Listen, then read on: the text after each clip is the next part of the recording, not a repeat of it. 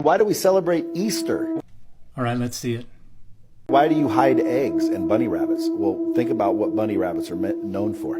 Well, in medieval Christianity, rabbits became a significant symbol because of the European brown hare's ability to become pregnant with a second litter before giving birth to the first. And so because they can give birth well before the full gestational period, there was the perception that they were capable of parthenogenesis, of virgin birth. And so they became associated with the Virgin Mary, and they started to be represented in artwork depicting the Virgin Mary, and usually they were represented as white as a symbol of purity and virginity. And so that is the symbol of the rabbit within Christianity that became associated with Easter. And then the Easter eggs is fertility. So eggs have been important symbols within a number of different societies throughout time and around the world, frequently associated with fertility, but also with rebirth.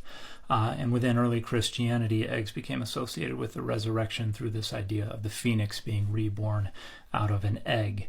Now, again, within medieval European Christianity, eggs became associated with Easter because they were gifts that were given just before the start of the Lenten fast, and also because they kept for so much longer than other food that was prohibited during Lent. They became a traditional means of breaking the Lenten fast on Easter Sunday. And so gifts of eggs decorated in colors associated with Jesus's blood, red, with rebirth, with joy, green and yellow. These became gifts given to church leaders, exchanged between the elite, and then later in the 18th and 19th centuries, it became associated with celebrating Easter among children. It was for the god of Ishtar. There is absolutely no association whatsoever between any aspect of the celebration of Easter and the ancient Mesopotamian deity Ishtar. That association is 100% a fabrication made by people who looked at Ishtar and said, that kind of reminds me of the word Easter. Isn't that crazy? No, it's just wrong.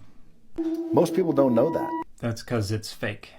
Way back in the day, they celebrated by having orgies and making babies.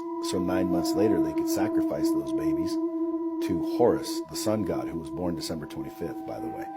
So not a single one of those claims has any basis in reality at all. There were no such orgies in any way, shape, or form associated with the celebration of Easter.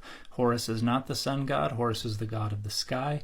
Ra, Horus's eye, is the sun god, but there were also no sacrifices of babies in celebration or in honor or worship of either of those two Egyptian deities, and neither of them is connected in any way, shape, or form with December 25th. Now, when do they say Jesus was born? December 25th. He wasn't.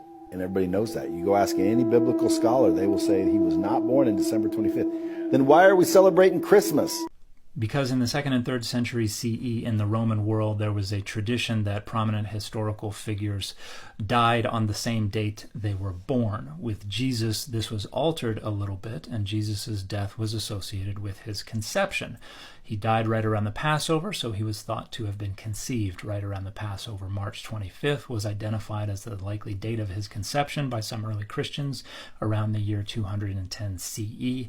You go 9 months later, you get December 25th. That was identified as the traditional date of the birth of Jesus by early Christians based on those calculations and that tradition.